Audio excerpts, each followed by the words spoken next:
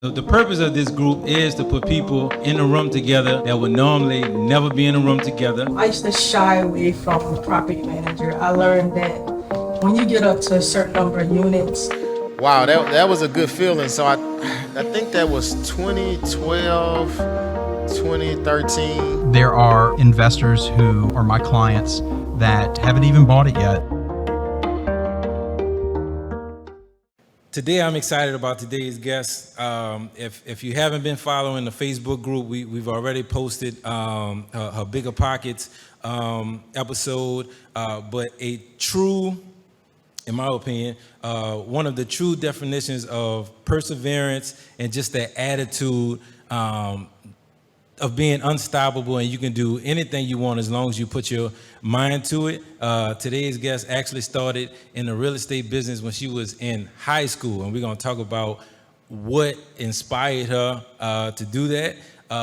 She also completed and participated in over 45 deals by the age of 19 in the Wild Wild West Coast, right? And if I'm not mistaken, you did a deal with Snoop Dogg, right? Or did I make that up? Yeah, no, I was just messing with you. So without further ado, because we want to save as much time as possible, everybody put your hands together for Dominique Gunderson. So let's just get into it, Dominique. How did you even get started in the real estate business? Yeah. Let me see if this is okay. Yeah, thanks for the awesome shout out, by the way, intro. I did get started in real estate in high school. That's where I got my interest in it. I was probably 15, 16, no idea what real estate was. My parents hadn't owned real estate before, so I had no family in the business or anything. And my mom was finally getting able to qualify for her first home and was going to go through with a purchase of buying real estate. So I got really interested in the process of just what does it mean to buy real estate and what does a realtor do and all these things. And that was around 2012, 2013 when the market was really bad. A lot of foreclosures, a lot of short sales. And so the property she ended up buying was a short sale, and it was a fixer-upper. It needed a lot of work, and so there was two aspects. I got to find out about just buying real estate and what that looked like, but also fixing houses. My brother and I were living there, and we're fixing it up on the weekend, and kind of got into that whole just seeing how you can add massive value to property and create just crazy wealth doing that. And so that was me in high school, learning about that. And then as soon as I graduated, I knew that was my path, and so stayed on it, and here I am now. Right. So what did after high school graduation, how did your journey take a turn? Are you immediately jumping into real estate investing right after high school, or was it another step you had to take? Yeah, so as soon as I graduated, I had lined up a job with a really successful agent in the area. I grew up in California, so it was in the Los Angeles area, and I just decided to jump in and get my feet wet with just learning the basics, what does it mean to sell a house? What's involved? How do you read a contract? And how do you talk to people about, getting houses under contract and all these things? And so I did that for about 2 years. My first 2 years out of high school, I was just working under this agent. I got my license as soon as I turned 18, and then I was just trying to get down the real estate agent game. Quickly learned that was not for me, which I kind of already knew going into it. I wanted to be in the investing space. That was what I was really interested in. But learned the basics and built an awesome foundation of just literally my day was door knocking, cold calling every single day. That's what I did for 2 years. And I just learned sales and how to talk to people and all this stuff. And then once I felt I really had that down, I jumped into wholesaling full time. And that was when I feel I really started investing. Gotcha. So what was it that you learned in that brokerage? What part of the agency lifestyle that didn't fit with you? Yeah, I guess it was just more transactional. You just I'll say the first day that I interviewed for like getting that position, that the guy I was working for told me that he asked me, what do you think it means to be a realtor, to like sell real estate? And I gave whatever answer I gave, and he was like, no, you're wrong. It's the business of getting business. That's all it is. It's not selling houses. It has so little to do, and that was what I like quickly found. And you could say that about a lot of aspects of real estate, like flipping houses. Well, it's the business of buying houses, not renovating them or whatever. But I guess I just found myself like every single day, that's all I was doing. I was 17, 18, and I was working in like a $10 million real estate market. It was really hard. And so I was just like, I just didn't feel like it was a good fit. Right. I was just like spinning my wheels, but it was great practice. But I knew it wasn't, what I should be doing, just chasing business from people who weren't going to give Yeah. me business. Good So, stuff. So the introduction into wholesaling, talk to us about that experience before you ever did that first deal. So you switched gears from something that's kind of structured and kind of governed, because those realtors have, ethics laws and things like that. And then you get into wholesaling in California, there are no laws, right? So how do you get started with wholesaling, and tell us about that experience? Yeah, so I had a really cool experience. I don't know if there's similar groups out here, but I got the chance to work for like this wholesaling group. It was very similar to like a real estate brokerage, where there's a bunch of agents that all work in the same office, but they're all independent. They all do their own thing, they do their own deals, but you're in an office with everybody else that's a real estate agent. So it was kind of the same thing, but for wholesaling. Everybody was doing their deals, but kind of together. Everybody was there together. So that was like single-handedly what let me do so many deals in a short time and learn really quickly, because I was surrounded by people who were closing, 5 deals a month or whatever, wholesaling real estate, and I learned really fast what they were doing. And just like we got to piggyback, like I would, do JV deals with different people in my office, and like it was just an awesome opportunity to really jump in head first. Yeah, talk about what were those the fears that you kind of had in your mind at that time, with that much experience around you. So what are some of the things that were kind of daunting to you in that office?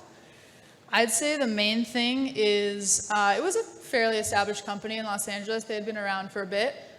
We had 2 or 3 offices open. I was the only female that worked for the entire company. So I guess just jumping in, I was like, it didn't scare me really. I was just like, this is interesting. Yeah. Like I am different. I stand out here. So a lot of them were young, some a bit older in their 40s or whatever, but I was 19 and I was the only female. So I guess I just felt like I had to prove myself a little bit, or like, I think it helped push me even further, because I was just so motivated and determined to like succeed. I saw what everybody else was doing, and I saw no reason why I couldn't do it too. And just, prove my name, I guess, around there. You remember that first seller appointment? Tell us about that. Yeah, the first deal I did, it was actually a JV deal, which made it cool with one of the guys in my office. But I remember, we went out there. It was an off-market deal. I brought a buyer with me too. We were like, trying to put the deal together. And it was the moment when like it all kind of clicked that people talk about, where you get your first check or whatever. Yeah.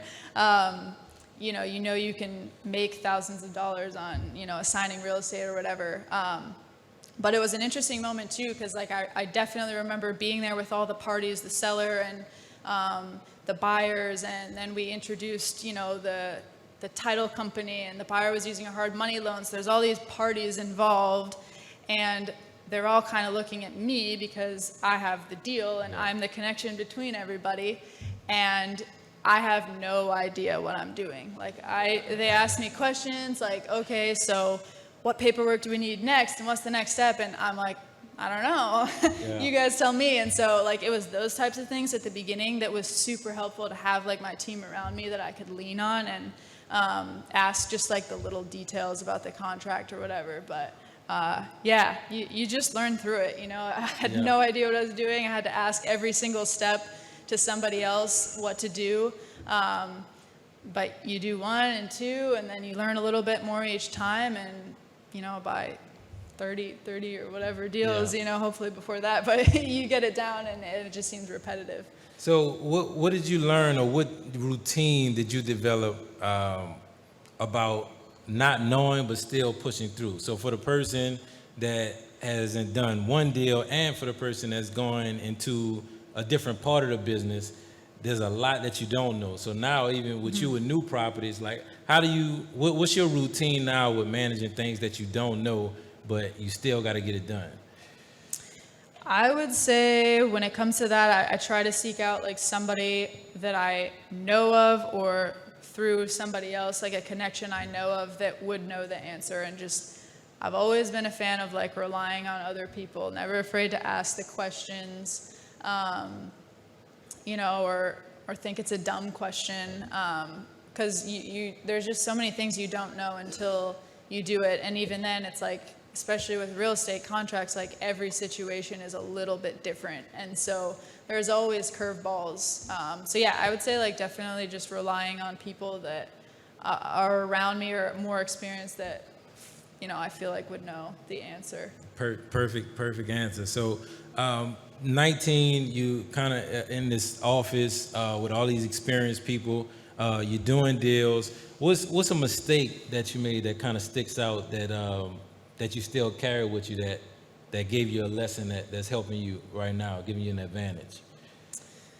A mistake, I guess there wasn't like a ton of big mistakes with wholesaling, and I think that was one of the reasons I did it, is because like, first of all, holding the contract, you keep yourself a good contingency window, like you can always back out. If it's a bad deal, you can't find a buyer or whatever, you could ask for a price reduction, you could back out. So luckily, like doing that, I didn't get into any situations where I bought this terrible deal and found out afterwards, you know, that I couldn't renovate it for what I thought.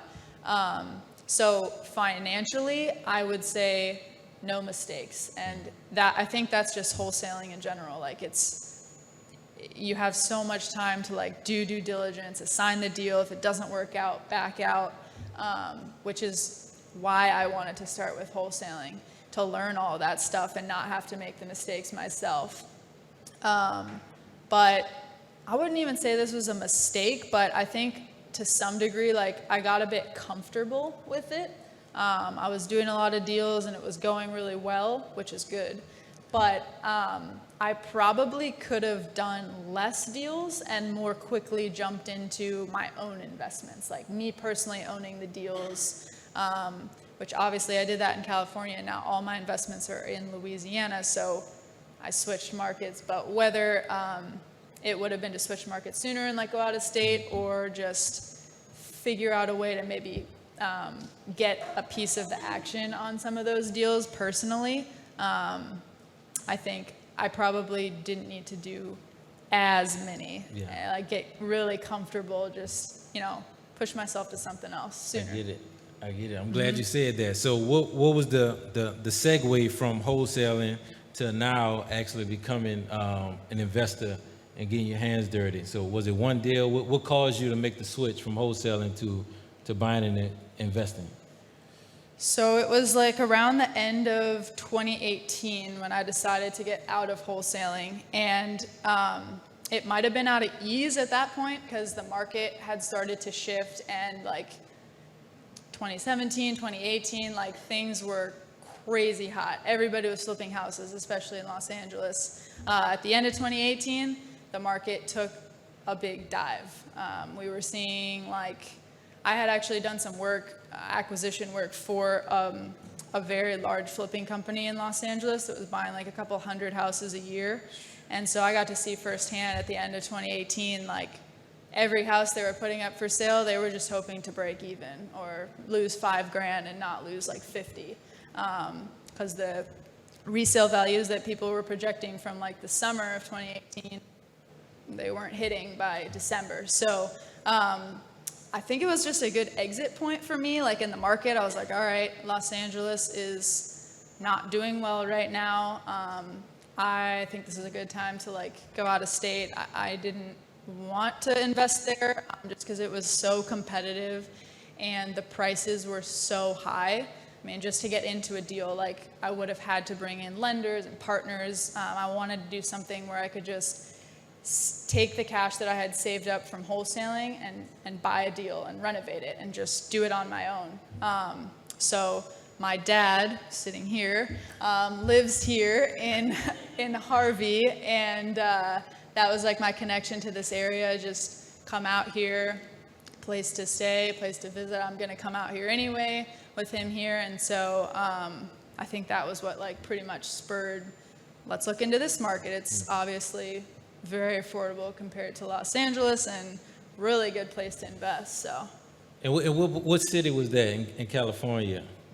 All this Just was call it happening? like greater Los Angeles Greater, area, okay. because I worked in probably about a 2-hour radius doing deals all over. So. Okay. You mentioned that big company. I'm glad you said that. So for the people that imagine themselves scaling from 5 to 500, what did you see with that experience with a company that big running as a machine?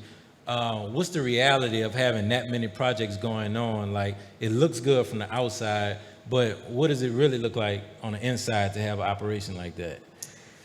I'm really glad you asked me that, because when I landed that position working with them, I was like on cloud 9. Like that was my dream. I was like, this is the operation I want to run. I want to flip 200 houses a year. Like this is what I want. So I'm going to learn right here.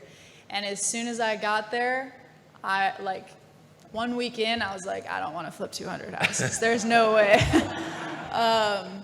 So it taught me really fast, what that looks like. And what it looks like is there's a bunch of players on the team, and everybody does one thing and one thing only. You buy the property, or you manage the rehab, or you do the rehab, or you resell the deal. Like one thing, and that's it. And it's like, I was doing acquisitions for them, so you would get properties and like you're excited, like you spent all this time getting the deal and like you bought it for a great price for the company, and then you don't see it. It's like just on to the next. You're just a machine. And so I think to some extent, like there's some gratification in running an operation that big when you're at the top and you just watch it all happen. But no, it showed me really quickly, like, that's not what I want. If I can do that many deals in a year, like, I'd rather keep them and build passive income or something more exciting. Yeah, and we're moving to like the nuts and bolts of your operation, but what's the problem with, in your opinion, from what you saw, having all of those pieces compartmentalized and not together? So what didn't you like about that? I think like when you're running something that big, it's not really a problem. Like you have to do it like that. It just, for me, it took like all the fun and excitement out of like just seeing a project get completed that you spent a lot of time on. It's like you just do one thing and that's it. You don't really get to see the whole thing come together. But I mean, I think it would get really messy if it wasn't like that. If you've got 10 people and each one is running an entire rehab times 200, it would be really hard. So. I get it. So to switch gears, now we are investing, we're leaving wholesaling. What was that first deal in Louisiana? How did you get it, and what was that experience like? Yeah, the first couple deals, so like I said, my dad lives out here, and he was super helpful and vital in like getting started, just like telling me about the area, what parts of town to avoid and where is good and all of that stuff. And then like scouting on the ground. And then we partnered on the first couple of deals where he kind of like managed everything here. And I, was still living in California. So I was just kind of like buying the deal and funding it, but he was here managing it. So we kind of partnered like that. And yeah, so that was the first one. We bought it straight from the MLS. And What year we talking right 2019. now? 2019. Yep. Oh, cool. So Okay. as soon as I left, it's like, all right, I got to get started somewhere. So yeah, jumped into the market here, and yeah, we did the first couple like that. It was slow. Like I was still working a different 9-to-5 job, and it was in real estate. But you know, I only more recently started doing this full time. But yeah, started slow, did a few. And it's grown from there. So what part of 2019 and how does COVID impact your operation? Because that was you picked a very good year to get started. Yeah, it was probably like May, June, kind of more towards the beginning of 2019, and yeah, 2020. Again, still things were like rolling slow. I started slow just with a couple of projects. And my thought with that was, like I said, I wanted to kind of do deals with the money that I had saved up. And I wanted to prove my concept. I was entering a new market. I was flipping for the first time. I was super young. And I wanted to like prove my concept, do some deals, make some good returns that I could put on like a nice little sheet to pitch out to private lenders and really scale up. And that's, I mean, how my story goes. You know, I did a few to start, and then once I started bringing in the private funds is really when I just scaled like crazy. But yeah, those first couple was just take it easy, do a couple a year, and learn the rehab budgets in the area, learn the comps, network, build your team, and then scale like crazy. Perfect. So what was that initial concept, right? Because you're doing this remotely. So I know we talked about not knowing how to do things. So was there somebody that you could pick up the phone and call besides Snoop Dogg and ask them, like, how are you flipping houses remotely from somewhere else? Was that your approach? For that, I'd say it more so just came like just making mistakes and then fixing them, making mistakes and fixing them. The whole remote process, like luckily these days it's very easy. I mean, you can see houses over FaceTime, you know, you can pick up the phone and call or video call with anybody, get pictures or daily updates of things. So there's certain things that make it easy, but as far as like, I guess like a checklist of things to kind of go through to make sure the process is smooth every time, it's just developed over time. Like what didn't work on this next job and how can I change it, you know, going forward. I didn't have like a mentor, an out-of-state mentor or anything like that. Right.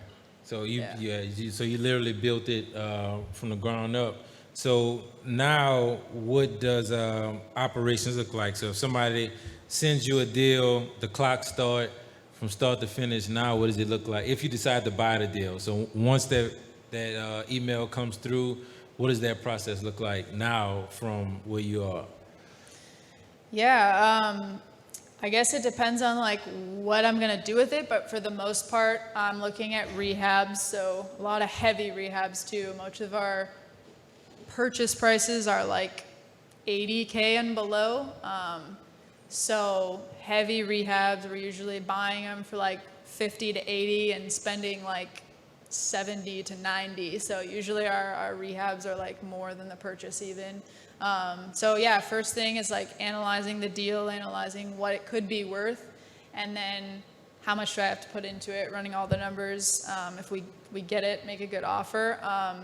I try to line things up so that any sort of like due diligence that needs to be done with my team here on the ground has been done or is going to be done right away, so we can like as soon as we close we can get the ball rolling with the rehab, and try to keep it within the 0 to 90 day window for finishing the rehab and then reselling the property. Gotcha. So how do you guys approach, because you're not here, so you're heavily relying on your team. What about the unforeseens, right? So FaceTime is one thing. They could walk you through, you can see what you can see, but is it a training, or do you bring in another expert for if there is a differential in the slab and the house is leaning, pipes? But then how do you guys manage that on the front end before you actually close on it to kind of mitigate the risk? To be honest with you, I would say most of the time we don't. Like a lot of the times, a lot of the properties I bought have been like sight unseen anyway, or if I have a video, like I usually do the analysis work on it, so I'll like thoroughly review it. I have someone here on the ground that works for me that will go around and like take seller appointments or take videos looking through properties for me. And I think just through experience, I've gotten good at like certain neighborhoods. Okay, we're gonna expect foundation work, or this area got hit really bad by Ida. It's definitely gonna need a roof, you know, things like that. But overall, I'd say I mainly just expect the worst on a lot, and I make my offers a lot of time based on that. So if it's like a 1,200 square foot home and I can tell already it needs a roof and AC and a lot of plumbing work and all this stuff, like I'm gonna just make my rehab budget really high. And get lucky if it comes in low. Gotcha. And what about the contract experience? So on the BiggerPockets episode, you talked about, and I like this tip, that initial encounter with a contractor. If you're having trouble getting them on the phone to give you an estimate, or if you're having trouble with them just communicating issues before they even start the job, then they might not be a good fit for you. So what's your process with recruiting, keeping, and managing contractors from where you are with you and your team? Yeah, I'd say mainly it's come from like trial and error. Again, just working with people, seeing that things went well or didn't go well, things we could change, or maybe they're too big of issues to change, and then finding somebody new, or it went really well, keep them and put them in the team that we're gonna, you know, work with. So right now, like I have one guy who oversees all my rehabs. He's very trusted by me, and we've done a lot of deals together, so he kind of knows like what I want to put in, and it makes it a lot easier, you know, especially doing like walkthrough videos or whatever from like FaceTime. Yeah. He can just say like, okay, so you want to change this, I already know, you know, and stuff like that. But initially building that, like, no, he wasn't the first contractor that I worked with. Like it's been a cycle of a few, and for me, like I always think it's good to kind of test people out, give them like one job or a part of a job to renovate like the kitchen or do the roof, and like see how things go.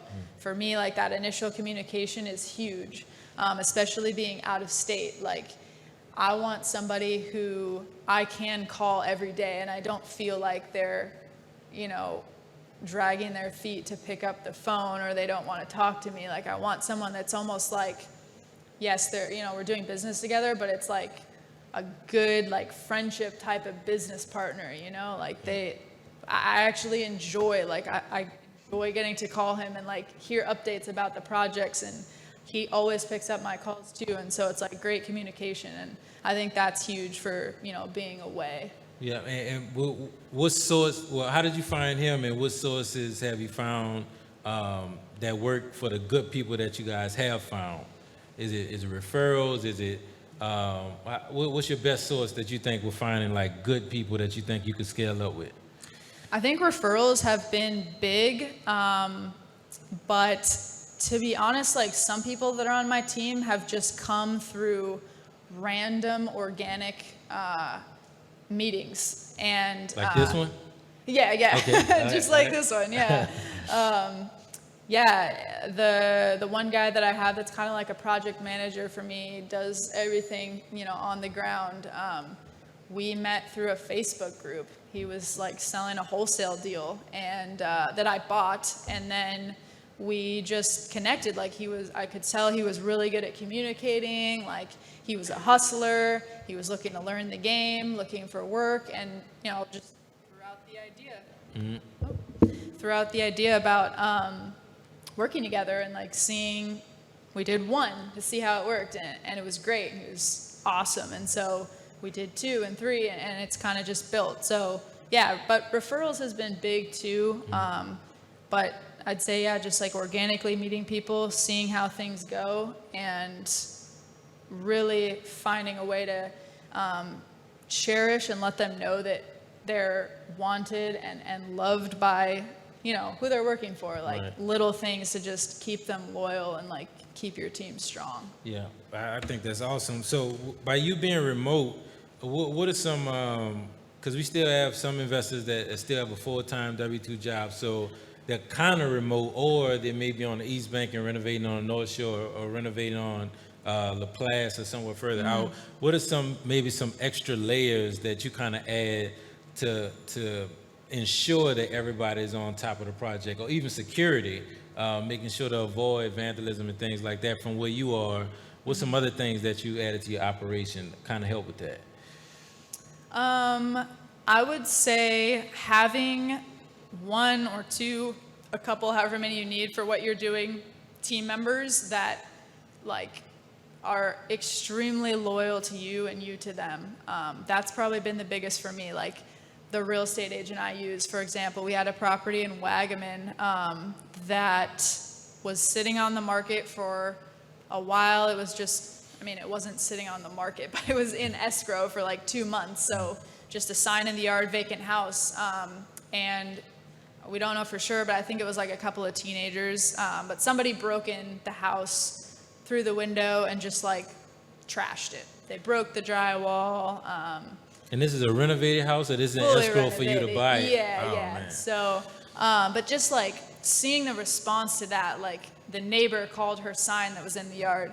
It was like 9 p.m. at night. She called me right away and she's like, my husband and I are going over there right now. good. Like, we're going to go check it out. And I didn't even expect that, but having people on your team that are like, they want to look after you and what you're doing because they know that everything you do comes to them. Like you're feeding them business, so they're going to pour back into you.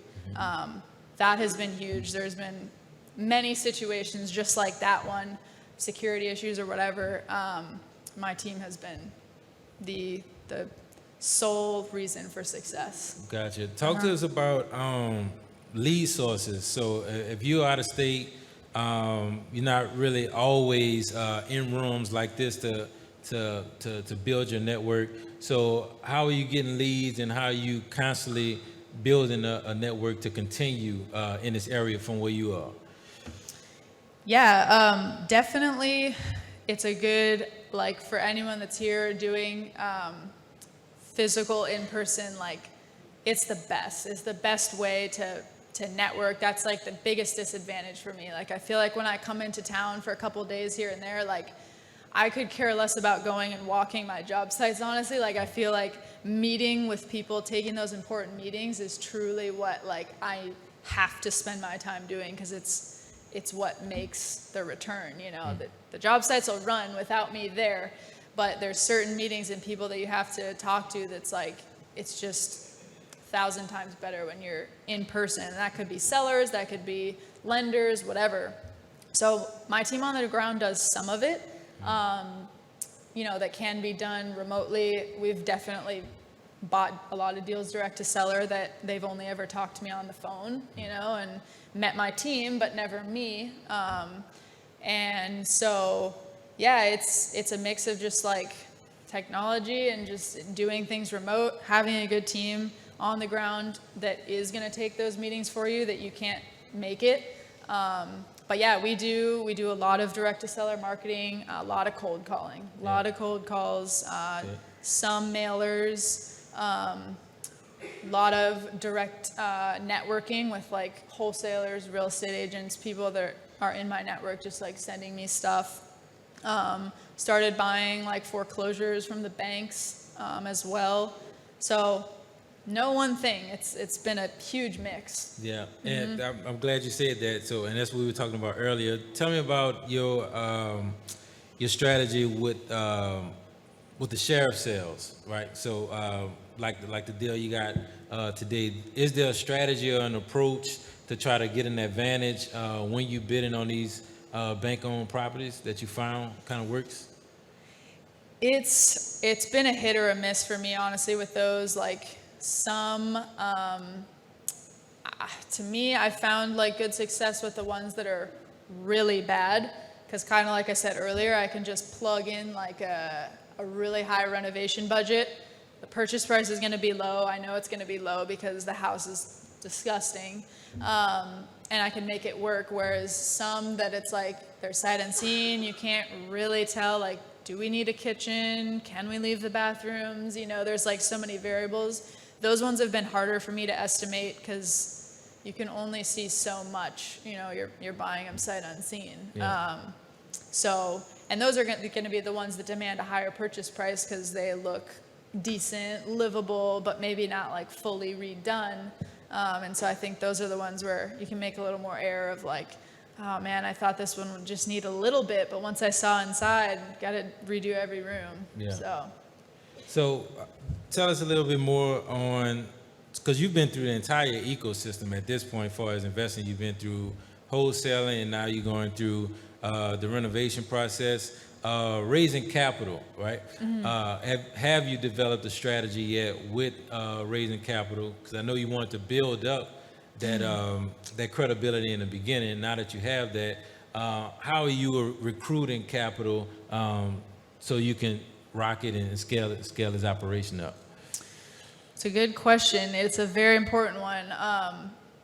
Like the sole thing that I can pinpoint that took me from doing like a couple deals here and there to like a lot of deals at once is definitely raising capital. You could use hard money too, but for me, like raising private capital has been huge. It's allowed me to do things like buy it, sheriff sales, because you need cash for that. You can't do a hard money loan, you know? So for me, how it started was there's a book that I read. It's called Raising Private Capital. It's by Matt Faircloth. It's a BiggerPockets produced book. But that changed for me a lot. Like that book, reading that, gave me a lot of ideas, just like how to talk to people, what to say, what type of paperwork is even involved to like loan from some just random person that's going to just give you money to go buy real estate. And after I read that, I took a lot of the tips from it and I just like started reaching out to people in my network. Like, who do I know that might be interested? Couple months after, I ended up landing with somebody who actually just reached out to me, but it just worked out. And we created a partnership where he would bring all of the money for a purchase price on a deal, no matter what it was, and half of the rehab funds needed. And then I would bring the other half of the rehab funds needed, and I would manage the deal, I would do everything, and we would split the profits. So we created a structure like that, and there's plenty of creative structures you can come up with, you know, splitting it 60-40 or whatever, like, you know, depending on who's doing what, but that was just what I had come up with, and this particular lender had a lot of cash, and so that split worked well for him, and we just started scaling with that. Like, he was just ready to go on any deal that I bought. He was ready to do that split. So as many deals as I could afford half of the rehab for, I was ready to buy. And that just finding some split, like some partnership that you can make work, even if it's not perfect. It's not like, hey, I'm getting 100%. This is my dream split. It just allows you to get experience with deals. Like every deal you do, you meet a new person who's going to send you future deals, or, you know, a seller who's maybe going to refer you to somebody else, like a contractor, a realtor, somebody that is valuable. So I just wanted to do deals, like do a lot of deals and get experience. And so I used that to continue building my portfolio and numbers of like good successes with high return rates. And then, yeah, like the opportunity that came up with BiggerPockets was huge too, like just, you know, building your exposure and, you know, being seen by a lot of people who, like, I don't know, it was kind of weird for me. It was almost like an automatic trust thing now, like, oh, you've been on BiggerPockets. And so I've just had like a lot of people that have reached out from that now, where I can move off of that, you know, deal structure that helped me get a lot of deals because I had pretty much unlimited funding, but it wasn't like as favorable to me. I'm giving up 50% of every deal.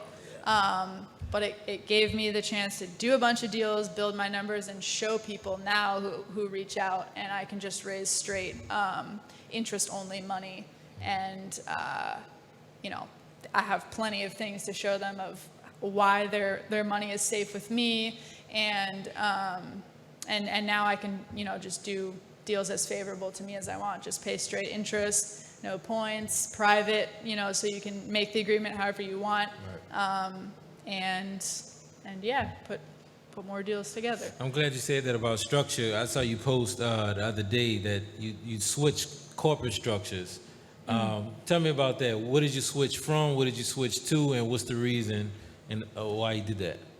Yeah, so I had an LLC, which I switched to a corporation, opening one, and it was a tax reason to do that. I'm definitely not like a tax person, so I don't want to like advise this, but for me, I was advised that like once you cross kind of like the $100,000-ish range of like self-employed income that you're pulling in per year, if you have an LLC or self-employed business, you're subject to really heavy taxes, like your typical tax bracket plus an additional, I think it's 15% for self-employment tax. And so creating a corporation, it gave me an advantage to essentially employ either like myself or my husband to our corporation and only pay that self-employment tax on the salary that we pay ourselves. The rest of the money that doesn't get paid to us is just in the business per se, doesn't have that self-employment tax attached to it. So you can save a lot if you're kind of cross a certain threshold that it makes it worth it to do that. And which professional would be the best one to further that conversation? Was it your CPA or a title attorney? Like, who could we have that conversation for ourselves to see if it works for us? CPA, yeah. Okay. That was who advised me Okay. to do that. I don't know. I didn't really like find mine based on this, but once I started working with a CPA, he just let me in on the fact that that's his specialty. Like he specializes in getting people into corporations to save on taxes. So I was like, all right, explain this to me. Like, Right. let's figure out how to do it. Well, gratefully, we have a very special CPA in the room tonight. I think Bob's here. So if anybody has any question about switching structures, make sure you talk to Bob. So Dominique, what direction is your operation facing now? So where are you going, and how can we help you get there? Right now, definitely like a heavy focus in flipping still. I'm hoping to buy somewhere between like 15 to 20 deals this year, and probably flip a decent majority of them. But I'd say like moving forward into 2023 and future years, I'm kind of getting to that point where I feel like I've flipped it a lot, which I started doing mainly to like build up my personal reserves so that I have money to, also put into these deals. So I'd like to start keeping a lot more of them. I'd like to start keeping maybe only flipping like about 10 a year, and anything else that I renovate, keep for a rental, build that portfolio up. Possibly even looking into like multifamily and other stuff too. But yeah, for now and going forward, even when I keep them, just looking for single family properties. That's mainly what I do. Westbank stuff is my focus. And yeah, anything that needs work, even if I keep it, I still want to do like a nice reno to it. Yeah, and what's driving you right now to keep this operation in scale? Like, what's your why of why you're in the business and why you're doing what you're doing? I think a good reason is just like it's in me. It's like in my blood. Like when I was like in high school, my brother and I like ran our own business. Like we've always just been like entrepreneurs, and so I truly love it. I really do. Like I love the chase of finding a new deal, and like it's super fun. But like kind of a deeper level, I guess, just like growing up and just like watching my parents struggle a little bit, and like just seeing like my mom, like I said, when she first was able to buy, you know, her home, and like just seeing from now, like how much, you know, wealth she's been able to create just in equity and owning something like that. Like it's huge. And if you're in like an unfortunate position where you're not able to, you know, make those investments or have, you know, good steady income, like I guess I've just seen like it causes spiraling of problems. And so it's kind of just like a preventative, I guess. Like I always want to, like, not only is it in me and I love the drive, but like I definitely want to, like, you know, be able to provide a really good like life and home life and everything for like my future kids, and, you know, be able to have funds to like travel and do what I want to do. So Yeah, and where you currently stand right now? You're not in California now, so where just where you moved, yeah, to Colorado Springs. Okay. All right. Congratulations Yeah. on that. We're going to take audience questions in a few. One more. What have you learned about managing cash flow with rehabs, especially having more than one project right now? So tell us about your experience with that and how you kind of fine-tune your machine to make sure that this one is fully funded, but this one has to wait 3 months until this one sells. How are you managing cash flows with multiple projects? Are you talking about like from what I Rehabs. raise, or? With ongoing projects, how are you making sure you're not running out of capital or cross capitalizing these projects to where you're running out of cash? Gotcha. Yeah. So this is just personally how I do it, but I'll usually look at a project at the beginning, purchase price and approximate renovation budget, and it's just kind of come through experience in doing multiple deals, like what approximately that's going to be, or have a good, oh, we just did this project down the street, like let me see what the rehab total was for that one, and we'll use a similar value.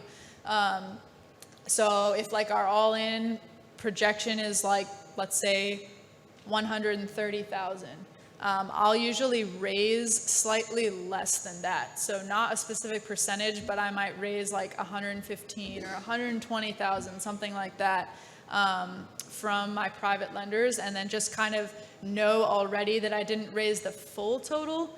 I'm expecting to maybe put 10K of my own money into it, but if it goes over, I have a reserve. Like I'm gonna cover that gap, and so I always just make sure I have a little bit of a reserve kind of fund of my own tucked away for each property. And then you have the interest payments as well with these lenders, so a reserve for that to like make those payments, because, you know, it doesn't come all at the end, it comes as you go. So yeah, I kind of keep it all separated, a little reserve for each one. Yeah, and how are you kind of playing defense now with everything that's changing while we're in the middle of the change with insurance and interest rates and materials, and we're in the middle of hurricane season? So how do you kind of protect yourself now when you buy? I'd say the main thing I'm doing is I've gotten very specific with what I'm buying. Very specific area, has to be the right price point. For me right now, that's Westbank. Resale values 200K and under. So first time home buyer, lower end stuff. I feel like it's the safest place to play right now, because it's anybody who wants to enter the market, that is what they're looking at. Like you don't go any lower than that really. For a nice remodeled home on the West Bank, you're 200K and under. That's kind of your minimum. So if interest rates get high and people who are looking 250 and under have to step down, you've got more buyers coming in. I've already heard too, like from my real estate agent even just telling me, like working with buyers, she's seeing a lot of people that were just barely qualified because they're first time home buyers, FHA, and they were just qualified for 180 or whatever, could just barely get into the market, and now the interest rates have pushed them out. So it may be that there's less buyers coming, but I think we also might have a little bit of an advantage of getting more secure, like stronger buyers, the ones that are really qualified, financially stable, and able to make those investments for those properties. So I think it's just like staying in that right ballpark where a lot of people are going to be looking, and you know, it's the safest. Yeah. Good stuff. So we are going to open the floor for questions. For we do that, how can everybody get in touch with you? I want to make sure I do that before I forget after the questions. What's your contact information? If somebody wants to send you deals, send you some money, how do they get in touch with you? Yeah, you can. I'm in the Facebook groups for here.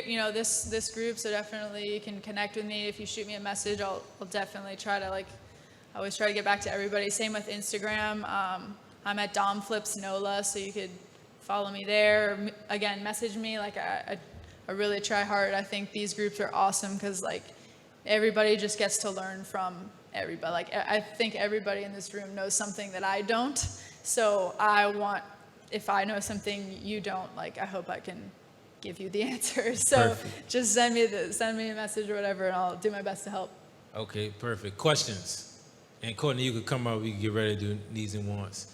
Audience questions. Any questions for Dominique? You said you do mostly, you do SMS marketing for lead generation, or you said you do a little bit of direct mail, but can you elaborate on how do you generate leads? Yeah, a lot of the cold calling that we do, it'll either be from to be honest, it's mainly driving for dollars or street driving for dollars on Google since I'm not here. But yeah, it's pretty targeted. We'll just go in a specific area that we have several deals going on and find properties that look like they need some work. It'll either be that or we just bought one and we're gonna call the entire several blocks around it. But either way, I'll get a spreadsheet put together of all the addresses that I want to target, and then use a skip trace type of database to find the numbers. And I don't personally make the calls, but somebody that either works for you or hire make the cold calls on those. The one I use that I think is pretty good is called Lead Sherpa. And they usually come up with a pretty good result for phone numbers. So. Question: how are you staying in your timeline to rehabs? You incentivizing your contractors to finish on time, or how you kind of staying stuck? So I think for the operation I'm running, it kind of came naturally, just because we have a lot of deal flow coming through. So he is very incentivized to do the next deal. So he finishes. It's been honestly it hasn't been that much of a problem for me personally. I know he's very motivated to get every deal that I can possibly give, and if he's still working on deals from 6 months ago, then it's going to be too cluttered. So unless we have had holdups from the city with permits or something that has nothing to do with our operations control, we have not had a project that hasn't finished within 90 days. Yeah.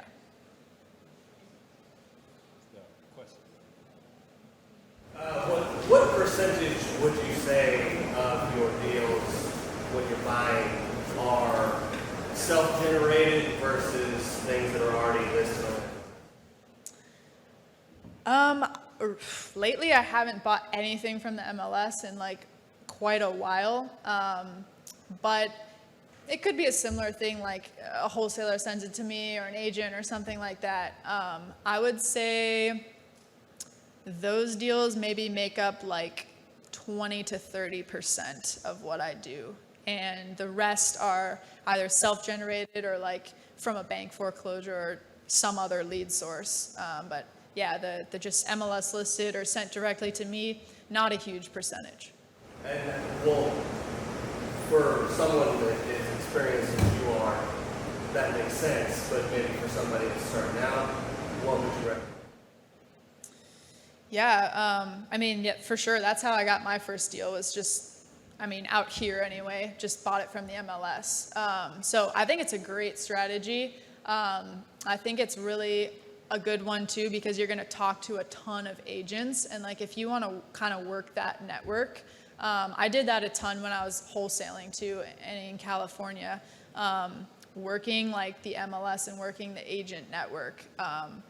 like I've even done this before, and it's actually been really good and successful, but just like cold calling agents, looking at like anyone who's sold a deal in the area that you're looking to buy in the last like year, and their phone numbers, emails, whatever you want, is on the old listing. So I've just called, and like, people typically like it because if they have something else, they could potentially double end the deal with you or something. So yeah, if you're like just starting, I would totally work the MLS, call the agents, try to get people to help you find stuff.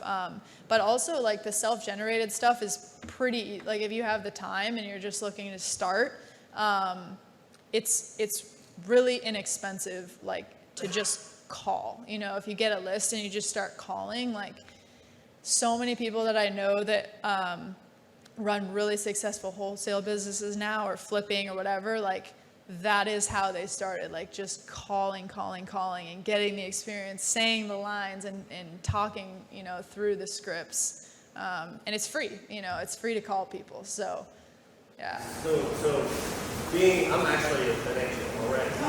So I in the future, soon future, I hope to get my first. So what I'm asking is which is more profitable? Should you jump straight into lead generating yourself, or should you jump in, purchasing through MLS? Is there a large differential of savings there? Because I know you're hiring all this team and you have to do it yourself versus something that's already existing. Yeah. I've always gotten better deals that I've self-generated. Like they've always been like the home run of deals for me. So if you want to just, and even now, like the self-generated stuff, like I do not spend much money on it. I have like some people that kind of work for me or work with me that are like trying to get started and want to put in the hustle of like the actual calling. If I just provide them the leads to call or the lists or whatever, but it's not that expensive unless you're doing like thousands a month of mailing campaign or something like that. But to just like go prospect, where you live or your neighborhood or whatever, like vacant houses that kind of sitting around just trying to get in touch with the owners, like it's a really good way to just get started for not that much money. And those deals are always significantly better. They have been for me anyway than the MLS ones. And I've even had a few that like when you self-generate them, there's like this something extra exciting when it's off market still. Like even if it's a deal you don't personally want, you just then throw it up on the MLS for somebody else, and that's cool too. I want to add to that also, because I agree with that 100%.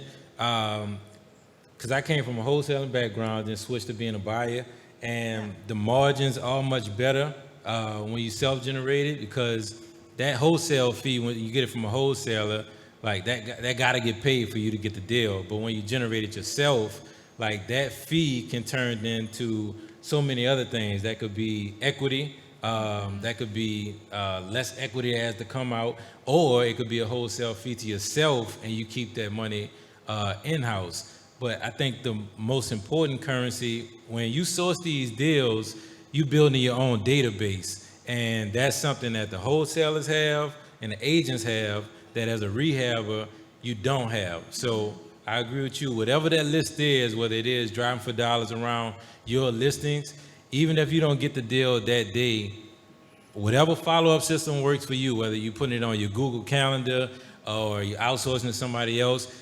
having that database is where the money and the goal is. Because if that person doesn't say yes today, when they say yes 6 months from now or 12 months from now, anytime is going to be the perfect time, whenever they do say yes. So. Last thing. Does your agent ever send you expired listings that you can reach out to? If not, do you think that would be a smart advantage that you might have? My agent doesn't. Especially when I was like an agent just starting out, that was like an avenue I heavily looked into working. I didn't ever find much success in it. I don't know that there's not success in it, but for me, I always found like there was a big reason why the listing expired. Like it usually wasn't just a bad agent or something. It was like the seller was set on a price that was too high, or the house was just in too much disrepair, you know, or whatever it was. And just because the contract expired, that whatever reason didn't expire in the seller's mind or with the house. Like it was pretty much just the same situation, just now all these people calling them, trying to get the contract again, put it up, and it's no different. So I think sometimes it could work, but I personally haven't like found a ton of success with it. Yeah, one more question, Ricky? As far as like your mailing process, talk to us a little bit about that and any recommendations on any services like that. Yeah, unfortunately, I don't have like a great recommendation on a service. I don't send a ton of mail, like thousands a month. I don't do huge blasts. But usually what I will do is the lead list that we've generated, texted the owners, called the relatives of the owners, like tried to get a hold of them every way other than mail, and it hasn't worked. I will send mail. It's a targeted lead that I know I want that specific property or that area. And I'll usually do like a handwritten type of looking letter because I'm not sending that many and just keep it pretty targeted. All right. Well, we're going to wrap. Make sure you get your question in. We're going to wrap up. Okay, go ahead.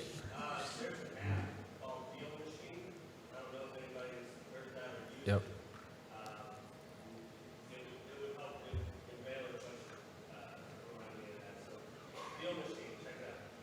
Deal machine doesn't do a lot of volume. It's when you're driving for dollars, you can take a photo of a 40-bed house. So if you guys go to 40k.com, or if you're cool with me sharing this, they'll give you 15 deal credits where you can send 15 letters with that.